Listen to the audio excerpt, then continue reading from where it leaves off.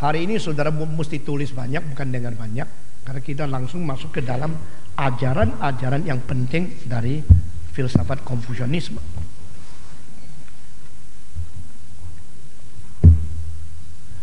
Sebelum Kongfucu itu ada, sebelum Chun Qiu Zhanguo itu adalah Zhou Cao, dinasti Zhou.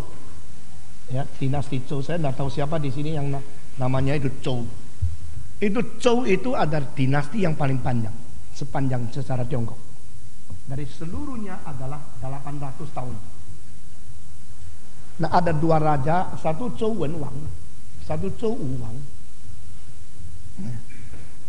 Dan ini adalah raja yang baik sekali. Sebenarnya sebelum Zhou masih ada Shang, sebelah Shang ada Xia. Sebelum ada Xia, ada 3 orang yang agung luar biasa di sejarah Tiongkok. Nah, itu semua menjadi pujaan dan menjadi sembah sujud orang Tionghoa, mengagumi orang-orang yang kuno sekali. Satu pertama namanya Yao. Yao itu saya sama saya Tang. Jadi Tang Yao ini orang pada waktu dia tua, waktu dia mau mati, orang tanya, engkau pemerintahan begitu bagus, begitu jujur, begitu makmur, begitu adil, begitu penuh dengan kasih sayang, dan begitu rajin, begitu setia, dan begitu sukses. Kalau engkau mati, siapakah? Maka mereka lihat-lihat, anaknya lumayan. Ada satu anak dari dia bagus. Dia bilang tidak bisa. Jadi raja ini mengatakan, anak saya kurang pinter, anak saya kurang bijak, kurang lincah, dan saya mau turunkan kuasa saya kepada orang yang lebih baik dari anak saya. Agung nak? Maka dia cari-cari di seluruh negara, akhirnya menemui seseorang namanya Sun.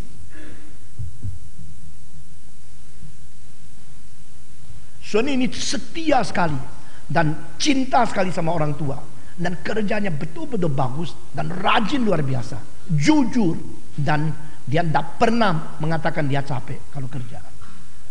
Maka Yao berkata, sebenarnya kalau saya mati, tidak usah pakai anak saya. Anak saya bagaimana baik pun kalah sama orang ini. Saya sudah menemukan, mengamati dia lama. Serahkan kerajaan ini dan takhta ini kepada Sun. Dia yang bisa mengatur seluruh Tiongkok secara paling bijak dan paling baik. Mereka itu menangis, mereka sangat terharu. Lalu mereka mentaatkan dia, serahkan kerajaan kepada Sun. Waktu Sun sebelum mati, itu terjadi banjir besar-besaran di Tiongkok. Itu ada satu sungai yang namanya Yellow River. Sekarang Yellow River sudah sangat-sangat payah. Karena apa? 365 hari 1 tahun, kira-kira 190 hari tidak ada air di bagian menuju kepada muara. Karena ini adalah satu sungai yang tanahnya begitu banyak, kadar daripada tanah itu begitu banyak sejak ribuan tahun, sehingga kalau itu engkau ambil air daripada sungai itu warnanya kuning, maka Yellow River. Dan kalau you tunggu 1 malam, pengendapan itu bisa sampai 40%. Jadi banyak tanah. Sehingga tanah terus dari pegunungan itu mengalir turun mengikuti sungai ini. Sehingga makin lama makin menjadi dangkal. Sudah dangkal, air membanjir. Jadi ini adalah sumber kebudayaan China, juga adalah sumber kecelakaan Cina. Yellow River. Nah, kalau you lihat ya di dalam peta Tiongkok ini, maka Tiongkok itu mempunyai 2 sungai yang penting. Yang satu itu adalah Yellow River, yang 2 itu adalah Yangtze River. Hong Kong di sini, Shanghai di sini, Beijing di sini. Nah, semua dari provinsi Qinghai. Dari sini ada satu sungai yang kira-kira 4.700 km dari pegunungan di Qinghai sampai Pohai di Shantung. Ini Korea, ini Jepang. Lalu sungai yang lain sama daripada satu tempat juga di sini. Akhirnya sampai keluarnya di Shanghai. Ini kira-kira lebih daripada 5.500 kilometer. Nah, Changjiang ini Yangtze River adalah salah satu sungai yang paling panjang di dalam semua sungai dunia, di antara kira-kira 4 sungai yang paling besar. Amazon, Mississippi, Nile, sama ini. Ada sungai yang paling panjang di dunia, meskipun bukan paling besar. Nah, ini adalah tempatnya orang Cina berasal. Kalau ditelusuri sampai 5.000 tahun, 5.400 tahun yang lalu, itu ada Longshan Wenhua, Yangshao Wenhua, kebudayaan Longshan, kebudayaan Yangshao. Sampai sekarang guci-gucinya masih ditemukan. Ya. Guci-guci yang 5.500 tahun itu, mungkin ada 2 yang berada di itu Museum Gajah di Jakarta. Ya, you mesti tahu ya, Museum Gajah mempunyai barang-barang Cina yang terbaik di antara 10 museum terbesar di dunia. Setiap kali saya masuk dan ketemu Cina, ketemu orang lain, orang Chinese cuma tahunya duit. Yang lain tidak tahu mau apa lu. Bener, saya mesti marah-marah sama kamu. Filsafat tidak tahu, cerita tidak tahu, sejarah tidak tahu, barang-barang berharga dari kebudayaan tidak tahu, tahunya duit. Kalau yuk diturunin sama engkongmu satu guci yang betul-betul mahal, engkau akhirnya tidak disimpan, serahkan kepada perdagangan atau menteri perdagangan supaya dapat izin. Goblok. Maka banyak menteri-menteri di Indonesia memiliki barang-barang Cina yang berharga lebih daripada banyak orang Jawa. Karena kita tidak rasa itu berharga. Nah, ini sekarang masih bisa dibeli. Benda-benda dari Yangshao Wenhua, dari Longshan Wenhua di Hong Kong masih ada yang jual 5.500 tahun, masih ada. Tempat terakota tidak terlalu mahal kalau dibanding daripada porselin yang maju sekali di dinasti Ming sama Qing. Itu harganya nothing, tetapi umurnya 5.000 tahun lebih. Jelek, ada gambaran yang sederhana seperti miring-miring wacik-wacik itu, yang begini. Untuk minum, untuk apa? Alat. Ini membuktikan Tiongkok 5.000 lebih tahun yang lalu sudah mempunyai kebudayaan yang sangat tinggi. Nah, ini adalah Yangtze River sama Yellow River. Nah, pada waktu zaman Sun tadi ini Sun, terjadi banjir yang mati-matian, mematikan ratusan ribu orang. Maka dia memanggil seorang yang namanya Kun, mengatakan, coba you tangani banjir ini. Kun itu caranya cuma satu. Di mana ada air dibikin tembok, tanggul. Tanggulnya makin tinggi, air lebih tinggi, tanggul lebih tinggi lagi. Kalau air lebih tinggi, tanggulnya lebih tinggi lagi. Akhirnya tanggulnya yang menang atau air yang menang? Air yang menang, jebol. Lalu dia bikin lagi tanggul di sini tanggul, situ air, sini tanggul, situ air. Banjir dah habis. Akhirnya dia dihukum. Engkau tidak bisa. Lalu serahkan anaknya. Anaknya namanya Xia Yi itu pakai 7 tahun bikin selesai sampai banjir, semua kalah sama dia. Cara dia tidak bikin tanggul. Jadi anak lebih pintar daripada papa. Ya. Dia pakai cara apa? Bikin saluran sebanyak mungkin untuk menyalurkan air yang banyak. Di sini ada banjir, di situ bikin saluran terus yang dalam sekali supaya dia ngalir ke laut, ngalir ke sini ke sana. Akhirnya dengan saluran yang begitu banyak itu dia membasmi banjir sehingga semua orang tertolong. Maka akhirnya waktu Sun mati, dia mengatakan, panggil Yu menjadi raja. Bukan anak saya. Anak saya tidak pintar. Anak saya kurang setia. Anak saya kurang rajin. Dan kenapa ini Yu yang dijadikan, dilantik menjadi raja? Karena dia berjasa besar. Orang yang berjasa besar kepada rakyat yang patut menjadi raja. Bukan karena anak raja kebetulan dilahirin di kerajaan maka dia menjadi raja. Saya setuju sekali. Kalau anak saya tidak beres, jangan mengharapkan dia kerja apa. Suruh orang lain.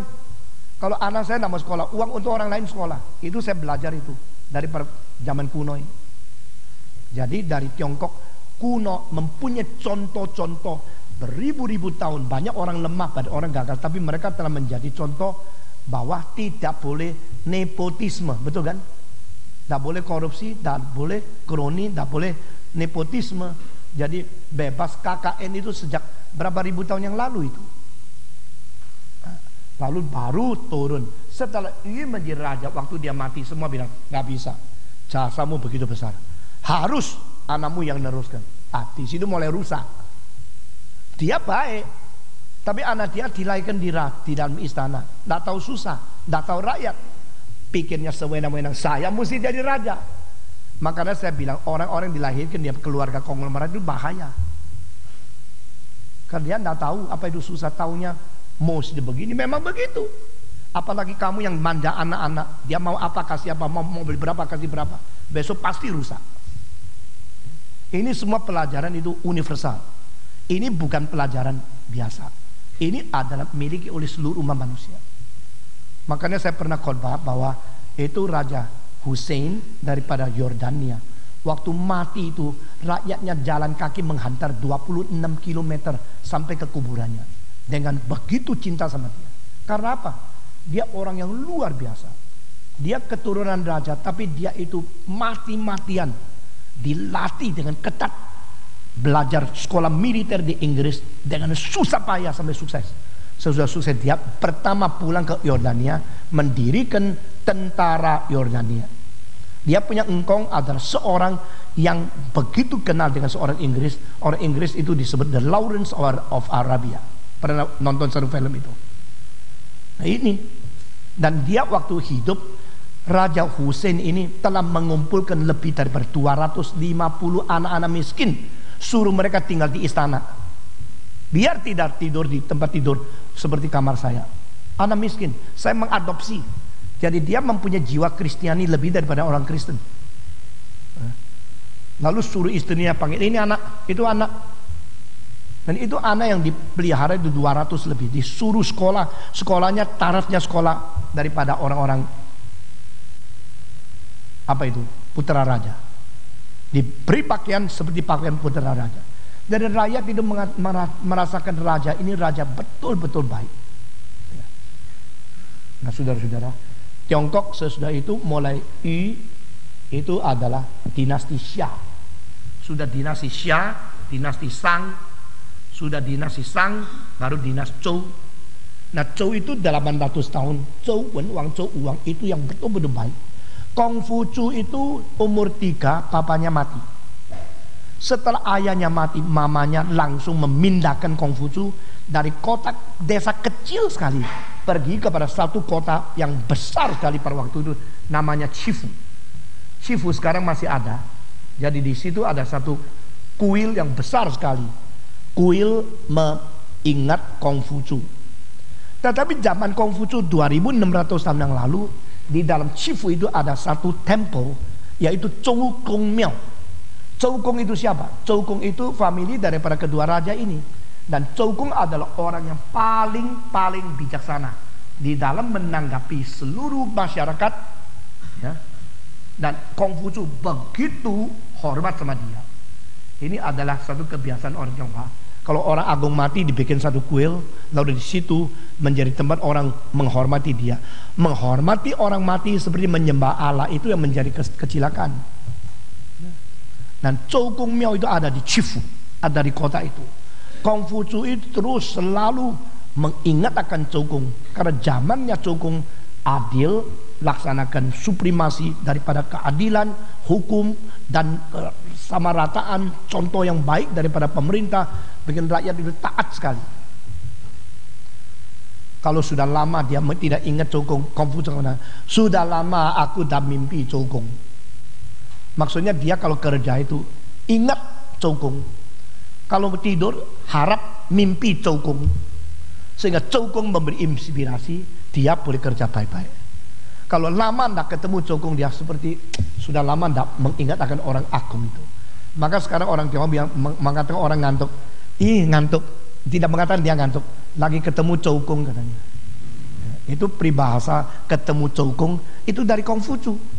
Ketemu Zhou Gong berarti tidur. Tidur mimpi orang agung supaya diinspirasikan, itu maksudnya. Jadi wah, cekeren cecen Zhou Gong lah. Berarti coba lihat dia lagi dan dengar khotbah lagi tidur, mimpi Zhou Gong maksudnya. Itu. Ya. Zhou Gong menjadi orang yang agung. Karena apa? Zhou Gong itu paling mengerti semua tata krama, semua adat istiadat. Dan adat istiadat itu yang begitu ramai dan begitu rumit itu bikin orang mengetahui semua kerjaan tidak boleh sembarangan. Ya. Nah, Konghucu selalu pergi menyelidiki zaman dinasti Zhou itu peraturan itu apa, lalu ukuran bagaimana, peraturan-peraturan itu harus dijalankan dengan upacara bagaimana. Jadi di dalam kebudayaan Tionghoa itu tempat apa, siapa dulu, bagaimana, itu semua teratur dengan baik, tidak sembarangan. Kalau sekarang you pergi makan, ini restoran, di restoran ada satu meja begini, you makan di sini, pintunya kalau di sini, you anak muda tidak boleh duduk di sini, ini untuk orang paling tua, karena dia menghadap yang paling besar, menghadap pintu. Ini tempat orang paling besar di sini. Tapi kalau di Indonesia anak muda dah tahu pokoknya duduk dulu, sama toh, mana sama? Karena tidak pernah belajar. Ya. Jadi orang yang tidak pernah belajar, orang tua lihat sudahlah barbarian. Ini orang barbar. Lalu bapak wis. Tapi mulai menghina dia. Nah, kalau you lebih muda, orang lebih tua jabat tangan sama kamu tidak boleh jabat begini, mesti berdiri. Karena dia lebih tua kok. Ngerti tidak? Nah, kalau saya jabat tangan, yang muda itu jabatnya tetap duduk, saya mulai menghina dia. Saya mengapa lebih tua mesti berdiri di hadapan? Kamu boleh berduduk di hadapan saya. Ngerti?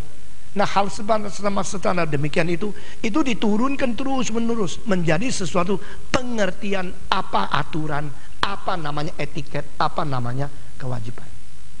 Itu tidak salah, tidak jelek. Tidak ada salahnya kita mengerti hal-hal begini demi menghormati orang tua.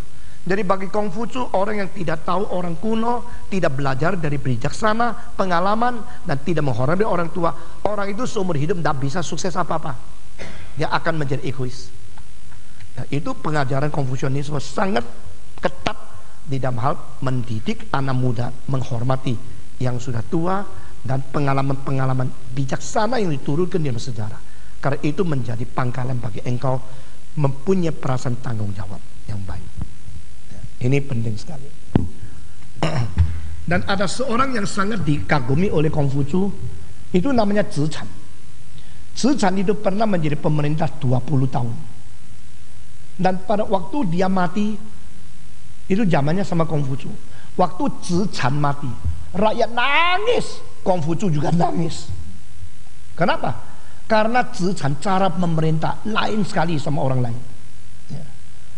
Zichan itu waktu memerintah negaranya itu tenang, tentram, sejahtera, dan semua kerja berat. Tetapi pada waktu permulaan Zichan mengajar, dia sangat ketat.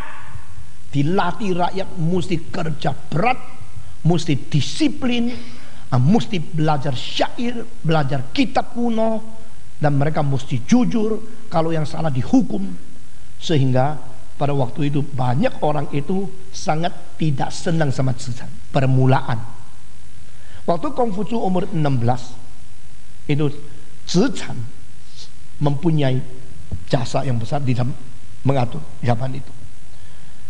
Dan pada waktu Zichan masih memerintah, dia mengatakan begini, semua orang harus kerja rajin, tapi harus hemat pakai uang.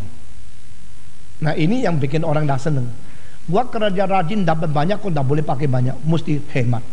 Terus saya bilang, pokoknya paksa kerja rajin, tapi pakainya hemat. Ya.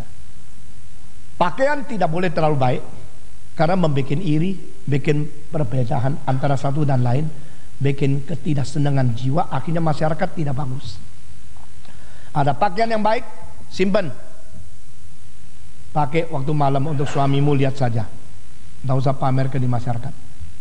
Nah, ini caranya Zichan. Lalu waktu ikut peperangan, disiplin yang begitu kuat, sehingga barang siapa yang melawan atau barang siapa yang tidak setia dihukum keras. Semua orang harus menanam, harus kerja di dalam pertanian. Maka orang itu waktu itu mengatakan kalimat syair, siapa saja yang bisa bunuh Zichan, kita semua bersorak-sorai. Pemerintah yang bengis dan kejam, kita semua benci sama dia. Zichan, kapan matimu, kita akan merayakan harinya. Nah, syair di rakyat itu benci sama dia. Tetapi beberapa tahun kemudian itu mereka mulai bikin syair yang lain. Anak-anak kami semua dapat didikan yang baik karena Tze-chan. Ya. Tanah-tanah kami telah menjadi sawah-sawah yang gemuk, sawah-sawah yang subur karena Tze-chan. Ya. Tze-chan, jangan mati. Kalau kamu mati, tidak tahu siapa yang menerusi. Syairnya jadi begitu. Nah, ini mempengaruhi Konghucu. Jadi Konghucu membuat filsafatnya itu bagaimana bikin masyarakat itu mempunyai pikiran. Nah, saudara-saudara, bangsa Tionghoa adalah salah satu bangsa yang paling rajin kerja. Setuju enggak? Setuju enggak? Setuju. Itu di Surabaya, Pasar Pabean. Yang tahu Pasar Pabean Surabaya coba angkat tangan. Jual ikan itu jam 5 seger-seger. Ikan sudah di situ. Loh, jam 5 kok ada ikan seger dari mana? Jam 2 sudah berangkat dari Probolinggo. Jam 4.20 sudah sampai di Surabaya. Sampai di Pabean belum jam 4.30. Lalu orang-orang Tionghoa itu, papa, mama, encek, apa semua bangun. Bikin semua beberkan di sini. Lalu tunggu setengah 6 encim-encim Tionghoa sudah cari ikan di situ. Sudah pulang setengah 7 anak sekolah, lalu dia baru ngasuh. Nah, setelah diambil alih oleh koperasi, mereka bilang jam 8 jam kantor. Kerjanya pulang jam 4. Semua bangun jam 6, jam 7 mandi, jam 8 di situ. Ikannya bau semua. Ikan yang dari Probolinggo tumpuk di situ sampai jam 8 baru dibuka, semua sudah mulai basi, mulai sudah bau. Akhirnya rugi nada karu-karuan. Bukan saja demikian, kantor ada orang, yang hitung ada orang, yang kirim ada orang. Orang Tionghoa tidak. Encenya di Probolinggo, ponaannya di Pabean. Ya. Jadi yang dikirim orang sendiri, yang datang menerima orang sendiri. Jadi tidak banyak pakai sekretaris, administrasi, dakarugaran. Itu administrasi yang bagus. Sekarang Amerika ya mempunyai administrasi yang bagus karena uang mereka itu banyak daripada luar negeri. Misalnya Caltex, 50% untung itu dari Indonesia. Jadi mereka bisa mendapat profit banyak berdasarkan cara di mana tidak sadar. Itu orang Asia yang hidup miskin sekali, uangnya dan sumber alamnya diambil mereka. Ya. Di Freeport, ya, di Timika, ya. Itu barang-barang diambil itu berapa banyak? Orang Indonesia ada beberapa. Tetapi orang Tionghoa lain sistemnya. Maka pada waktu abad ke-20 akhir seluruh dunia resesi, itu Tiongkok terus maju ekonominya. Setiap tahun pertumbuhan 7,8, 8,2 sampai sekarang masih lebih dari 7%. Itu bikin Barat tidak tahu mesti bagaimana menghadapinya. Dan sudah untung banyak. Orang Tionghoa itu untungnya banyak pun tidak mau beli barang yang baik. Heran. Cuannya sudah gocap tiao, pakai baju yang 15.000. Ya, coba bayangkan kayak begini, masa tidak mungkin simpan uang yang banyak. Sehingga orang Tionghoa kalau sudah sampai perlu keluarkan uang puluhan juta, dia sudah ada cadangan. Tetapi anak-anak muda sekarang kerjanya malas, untungnya sedikit, bajunya Versace, sabunnya Louis Vuitton, Cartier dan sebagainya. Ya habis dong. Maka orang Tionghoa yang kuno kalau lihat orang muda, geleng-geleng, mau apa lu? Tapi orang muda lihat orang tua, mau apa lu? Lu sudah mau mati ke bajunya daripada pasar pagi. Mau pakai yang bagus dong. Nah memang itu akhirnya menjadi filsafat ekonomi yang berbeda sekali. Tetapi jangan lupa kalau waktu harus memberikan sesuatu sokongan, memberikan sumbangan, encet-encet Tionghoa itu bisa kasih banyak. Kalau mereka terharu, ya, merasa ini bernilai, oke, begitu tulis Kopet Tiong. Anak-anak muda tidak bisa 50 rupiah. Karena dulu kumpul-kumpul uang menjadi perak, kerja-kerja mati menjadi perak. Jadi ada satu orang Tionghoa itu datang ke Indonesia, bukan Indonesia, datang ke Nanyangnya, Southeast Asia, kerja setengah mati. Akhirnya waktu dia pulang ke kampungnya, tidak bawa apa-apa, cuma bawa satu tongkat pring yang besar. Jadi dia pegang tongkat pring itu, jalan terus, dan di situ semua orang bilang, oh ini pulang dari luar negeri, ayo sambut dia. Waktu sambut dia, loh kopernya nggak bawa, uang nggak ada, cuma bawa tongkat satu. Semua bilang, oh bolui gitu ya, menghina dia. Habis sama encek pulang ya, bolui pergi, ayo pergi, bolui gitu ya. Semua sudah pergi, enceknya ngamuk, encek terus pukul dengan apa itu, tongkat itu. Begitu dipecahkan, tongkat pring itu tengahnya kosong, dalamnya perak semua. Ya, itu perak-perak koin yang besar-besar itu, satu berang keluar, semua balik. Nah ini cara orang Tionghoa. Dia pakai pakaian sederhana, hidup sederhana, karena dia mempunyai pikiran seperti zamannya Zichang, pengaruhnya kepada Konghucu. Jadi kalau bisa sederhana tidak apa-apa. Ada orang ya sendiri pakai terbaik, yang sisa-sisa yang bau-bau kasih orang lain. Makanan sudah rusak, ayo bagi-bagian. Sudah mereka tahu kalau saya dermawan. Ada semacam orang Tionghoa sendiri pakai jelek, tapi dia tidak mau kasih orang jelek. Saya ketemu seorang miskin sekali. Waktu dia melihat ada orang kumpulkan baju lama untuk menolong orang miskin, dia bilang, mana boleh sih tolong orang kok kasih baju lama, kan tidak hormat. Terus saya tanya dia, engkau saya bagaimanapun miskin, kalau kasih orang kasih yang baik. Nah itu semangatnya lain lagi. Orang Tionghoa biasanya itu kumpulkan uang lalu kembali ke kampungnya untuk menyatakan dia sukses, untuk menolong kampungnya. Dan dia punya pikiran adalah uang yang dipakai itu hilang, uang yang disimpan itu ada. Nah ini filsafatnya ya. Uang yang saya simpan itu punya saya, yang saya pakai diambil orang. Jadi tidak mau beli, tidak mau cari apa, pokoknya disimpan, ini punya saya. Setelah mati punya saya, tidak bisa dong. Setelah mati punya orang lain. Di Surabaya ada 2 saudara perempuan, tidak pernah nikah. Pakaiannya itu compang-camping, ikut kebaktian di gereja saya. Saya waktu itu jadi penginjil di gereja itu. Waktu dia sakit saya hantar pakai mobil saya yang tua-tua itu, bawa dia ke itu, kasihkan uang. Setelah dia mati baru tahu, tua-tua sudah mati, ketemu emas 13 kilo. Di bawah satu cubin yang di situ diragukan, dicari-cari ada emas 13 kilo. Jadi itu Chinese old thinking. Uang yang saya simpan punya saya, uang yang saya pakai punya orang lain. Orang Amerika terbalik, yang saya simpan diambil orang lain, yang saya pakai saya nikmat sendiri. Jadi saudara mau yang mana? Uang yang saya pakai punya saya, atau uang yang saya simpan punya saya? Yang mana? Itulah, separuh simpan separuh pakai lah. Saya baru mendengar di Singapura dari Dr. Lo Chien Hua. Itu pendiri gereja Metodis, namanya siapa? John Wesley. Waktu dia hidup ya, abad ke-18, waktu dia hidup, dia punya honor itu 16.000 pound sterling, sama dengan uang sekarang kira-kira 300.000 dolar. Karena dia hebat, khotbahnya begitu diterima, keliling terus. Tetapi dia bagaimanapun seumur hidup setiap bulan cuma pakai paling banyak 35 pound sterling. Dan uang yang lainnya untuk pekerjaan Tuhan dan orang lain.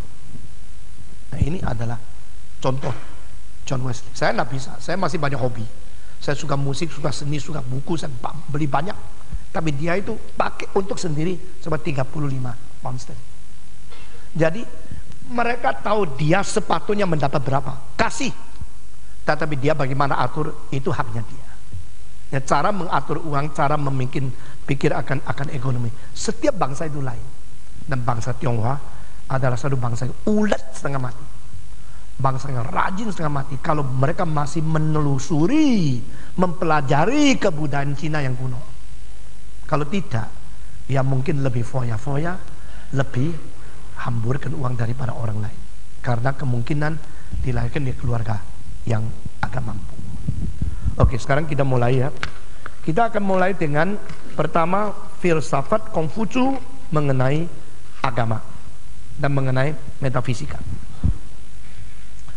Agama Konghucu tidak mementingkan vertikal. Jadi hubungan manusia dengan Tuhan Allah tidak dibicarakan dengan banyak. Ya. Ada dua kalimat yang penting dari dia. Pertama, Zi bu yu guai li luan shen. Aku tidak banyak bicara tentang yang aneh-aneh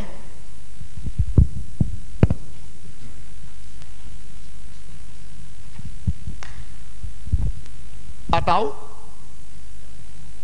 guai li luan shen, tentang hal yang kacau, yang aneh, yang berkuasa besar, dan tentang dewa-dewa. Ini bukan pembicaraanku. Jadi Konghucu punya agama bukanlah agama yang bervertikal, menyembah, berbakti, berdoa dan sebagainya. Dia tidak banyak bicara ini. Semua mengenai hal-hal yang sangat serius, yang misterius, yang begitu gaib, yang begitu menarik, yang begitu berkuasa, mujizat dan sebagainya. Itu bukan pembicaraan saya. Jadi masih ada banyak. Oke. Nah, bagus. Ini bisa dirobek dan tidak, fondasinya kuat. Ini.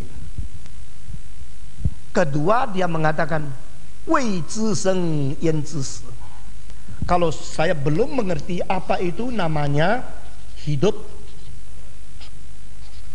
bagaimana saya bisa mengatakan saya tahu sesudah mati itu apa? Nah, ini adalah dua kalimat daripada Konghucu yang bikin dia tidak banyak bicara tentang agama dan life after life and life to God, faith to the mysterious things, itu di luar dia. Maka Konghucu karena dua sikap ini, maka dia tidak banyak kecimpung ke dalam pengertian tentang sesudah mati, kekekalan, rohani, atau dunia yang supranatural. Ini semua tidak di dalam pikiran dia. Maka seluruh ajaran agama yang boleh kita katakan dari dia itu hanya berada di dalam hubungan manusia dengan manusia yang jelas. Tetapi tidak berarti kalau Konghucu tidak mempunyai konsep Allah, tidak berarti dia tidak percaya kalau ada kuasa di atas. Bukan. Karena Konghucu mengatakan bahwa di dalam alam semesta ini ada sesuatu yang disebut langit. Tian. Langit itu ada, dan langit itu mempunyai kuasa. Sehingga muncul berkali-kali daripada kalimat Konghucu mengajar tentang kuasa langit. Nah, kalau saya bersalah, langit akan benci kepada saya. Langit akan tidak suka kepada saya. Nah, ini ada kalimat keluar dari Konghucu sendiri. Maka dia istilah kalimat itu adalah Zi su fou zhe tian yan zhi tian yan zhi.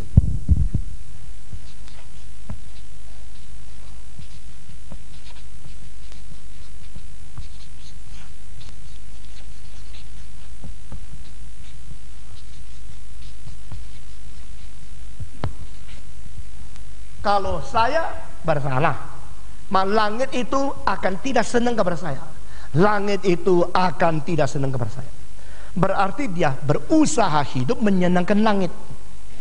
Dan ini di dalam kalimat-kalimat seperti ini ada konsep-konsep penguasa di atas, bukan tidak ada.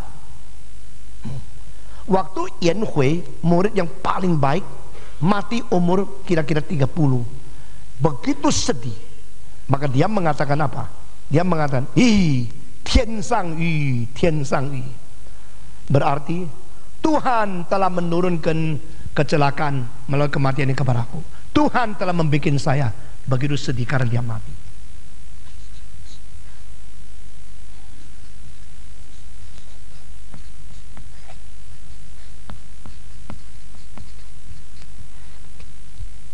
Dan ini adalah istilah langit yang dipakai oleh Konghucu. Dan dia juga merasa bahwa yang di langit itu mengatur nasib manusia. Nah, ini konsep Tuhan, konsep langit, konsep agamanya dia. Maka dia mengatakan kalimat-kalimat yang lain. Dia mengatakan 死生有命，富贵在天. Mati, hidup, ada mandatnya sendiri. Seorang bisa menjadi kaya dan hormat ditentukan oleh langit. 死生有命，富贵在天. Ikut coba. Jadi pada waktu dia mengatakan orang ini kaya, itu yang menetapkan dia kok. Ya. Kewajiban manusia harus kita lakukan. Penetapan itu di situ. Jadi orang itu mau tidak mau harus mengetahui ada yang mengatur. 死生有命，富贵在天.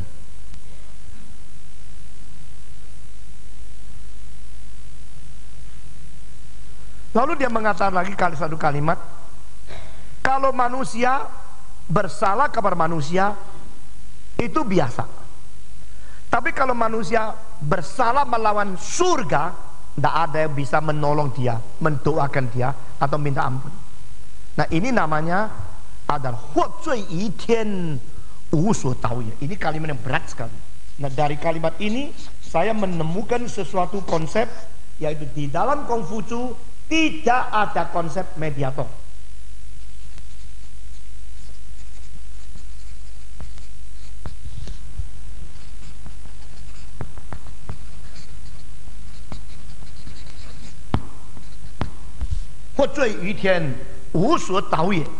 Kalau bersalah kepada langit, tidak ada yang bisa mendoakan dia. Jadi kalau bersalah kepada manusia, minta ampun, bertobat, lalu manusia itu akan mengerti atau mengampuni kamu. Tapi kalau kamu kurang ajar melawan Allah di surga, tidak ada orang yang bisa menolong engkau.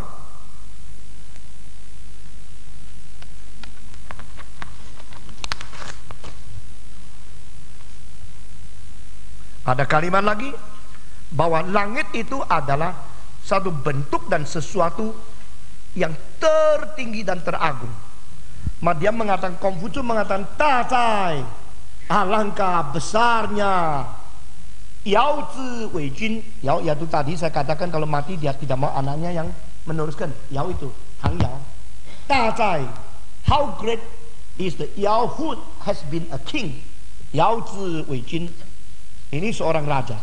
Ini raja besar. Konghucu mengatakan, raja ini terlalu agung, besar sekali. Yo, Wei Wei Fu, dia besarnya seperti gunung yang bagaimana? Yang agung dan besar itu. Lalu dia katakan satu kalimat lagi. Wei Tian Zi Da, Yao Wei Zi Zi. Namun demikian, surga itu yang paling besar, sedangkan raja yang agung di bawahnya dia. Jadi dia mengetahui bahwa raja itu tetap nothing dibandingkan sama Tuhan. Nah, ini konsep Konghucu bahwa Wei Tian Zi Da, Wei Yao Zi Zi. Ini ada kalimat mengenai surga, mengenai langit. Maka manusia tidak boleh menantang, tidak boleh bersalah, tidak boleh melawan surga. Nah, konsep ini akhirnya 150 tahun kemudian mempengaruhi seorang penerus daripada Konghucu yang namanya Mencius. Dia mengatakan, barang siapa taat kepada surga pasti subur, barang siapa yang lawan surga pasti kubur. Nah, itu kalimat namanya Sun Tian Ze Chang, Ni Tian Ze Wang. Ya, itu pengaruh dari ini. Karena Konghucu mengatakan raja pun di bawah surga, maka surga itu paling besar. Kita mesti taat kepada surga, dan taat kepada Tuhan surga itu bikin engkau makmur dan lancar, atau engkau membuntukan jalan sendiri, akhirnya menjadi mati dan menjadi mampus. Ya. Lalu dia mengatakan lagi, 勿欺谁 Kalau saya tidak jujur, saya sebenarnya menipu siapa sih? Dia mengatakan, kalau saya tidak jujur, saya menipu siapa? Lu kira gua nipu siapa? Dia mengatakan, Qi Tianfu. Bukankah itu menipu surga? Bodoh, dia bilang. Orang kalau tidak jujur, dia bukan menipu siapa? Dia menipu surga. Nah, ini konsep sangat dekat dengan konsep Kristen. Kerja segala sesuatu seperti dikerjakan di hadapan Allah, bukan untuk dilihat oleh manusia, tetapi dilihat oleh Tuhan Allah. Siapa yang mengatakan kalimat itu? Paulus. Nah, kalimat inilah menjadikan negara Kristen kerjanya beres. Semua kerja yang mempunyai konsep ini beres. Semua kerja yang tidak mempunyai konsep ini tidak beres. Mengapa Switzerland, Jerman, Skandinavia menghasilkan produksi industri yang paling akurat? Karena mereka mempunyai pengertian ini. Do everything before God, to be seen by Him, not by man. Konsep ini adalah perkembangan daripada teologi stewardship, teologi juru kunci. Yang disebut teologi juru kunci, Tuhan mempercayakan kepada engkau, maka engkau kerja untuk Tuhan, engkau tidak kerja untuk orang lain. Maka waktu engkau kerja, itu semua itu dilihat oleh Tuhan. Saudara tahu tidak? Di Switzerland sampai hari ini masih ada keluarga-keluarga reform yang bergenerasi-generasi tidak pernah keluar dari gunung di mana mereka dilahirkan. Ada desa-desa yang terus menghasilkan orang bikin apa? Berpuluh-puluh tahun cuma kerja satu hal, bikin skorup kecil untuk suplai kepada pabrik-pabrik arloji. Kecilnya seperti rambut. Karena waktu mereka membuat arloji yang paling tipis sekali itu daripada permukaan sampai bawah itu perlu dihitung 0, berapa. Dan yang bikin mesin yang bisa ukur sampai begitu halus itu pabrik namanya Jaeger LeCoultre. Jaeger LeCoultre, saudara yang mengerti arloji tahu ya, kalau tidak ngerti tidak tahu. Itu telah menemukan alat-alat bikin skrup, bikin itu semua itu apa itu yang disebut hairspring yang paling halus sampai diukur milinya poin-poin berapa. Dan ada orang yang kerjanya seperti itu, mereka mempercayai kalimat ini. Saya tidak bisa tipu Tuhan, saya bisa tipu manusia. Coba produksi mesin apa yang bagus yang dari Arab? Nah, saya tanya yang dari India, Pakistan, yang dari Afrika, tidak ada. Pasti yang terbaik, paling halus, paling akurat, paling cocok, paling tahan itu dari negara Protestan Reform. Tidak ada negara lain. Dari negara Metodis tidak.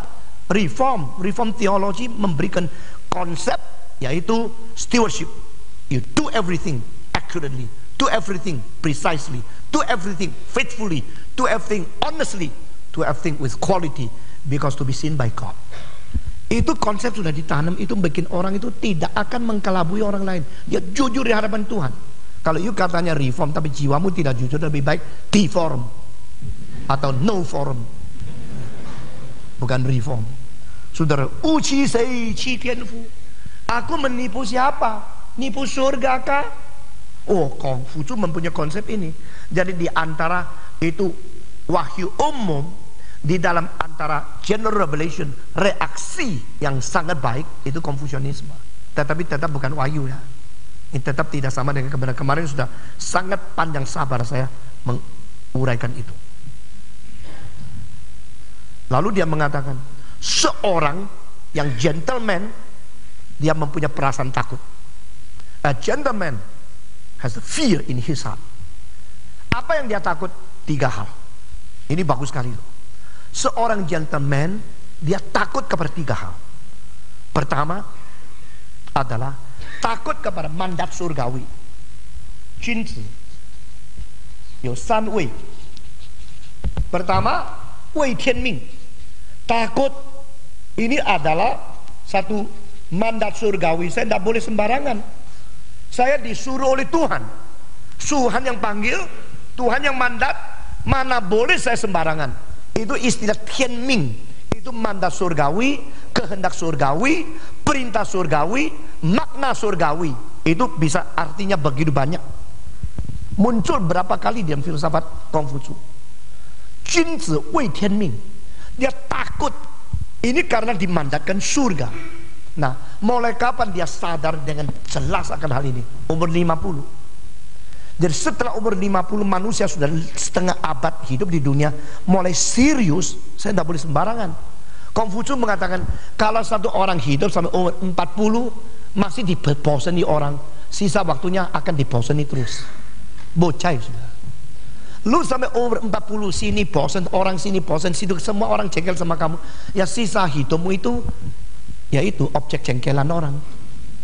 Sudah tidak ada harapan lagi berubah. Dia mengatakan lagi, kalau muda tidak mau sekolah, waktu kecil tidak mau sekolah, waktu muda tidak mau kerja, waktu tua tidak mau mati, itu maling. Pinter.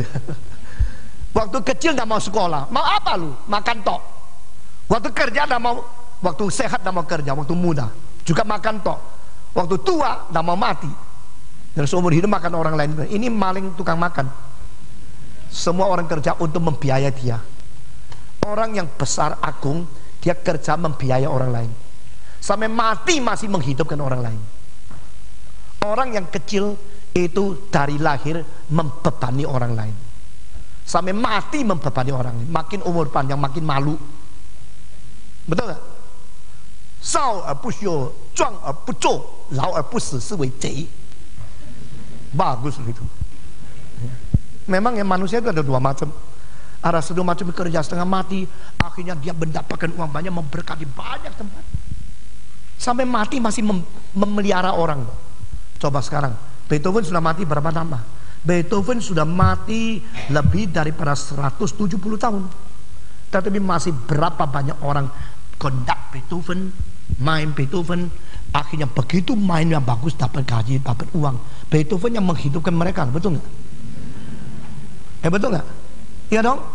Jadi orang seperti Beethoven di seumur hidup susah kerja, mati-mati, dapatnya sedikit, tapi dia membiayakan hidup untuk orang ratusan tahun.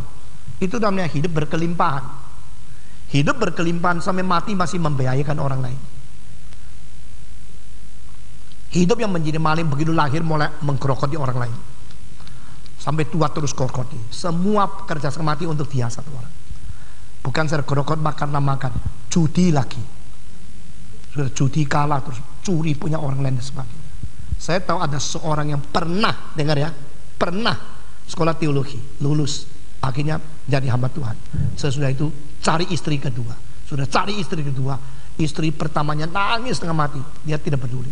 Waktu istrinya sakit, dia datang lihat. Istri bilang, toh ada Leong Sim ya. Waktu saya sakit dia datang. Dia datang apa?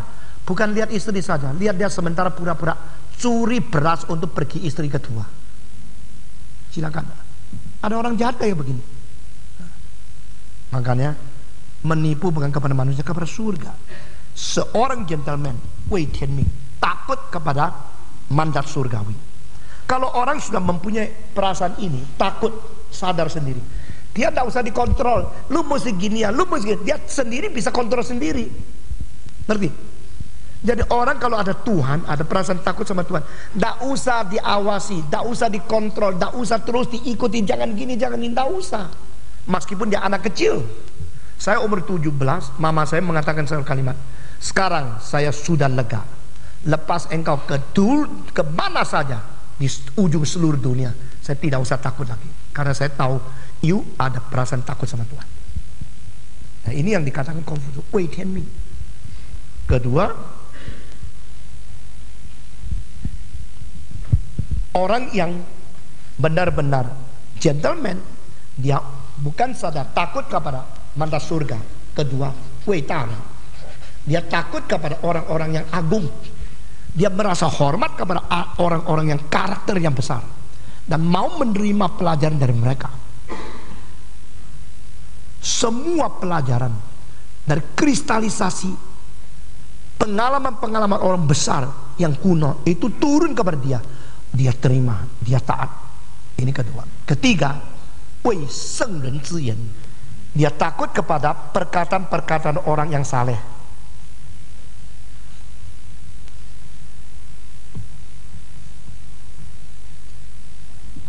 Kalimat-kalimat orang yang suci, yang saleh, itu dihormati. Barang siapa yang menghormati Tuhan, menghormati akan orang agung, menghormati akan kalimat-kalimat yang sangat suci, itu orang gentleman.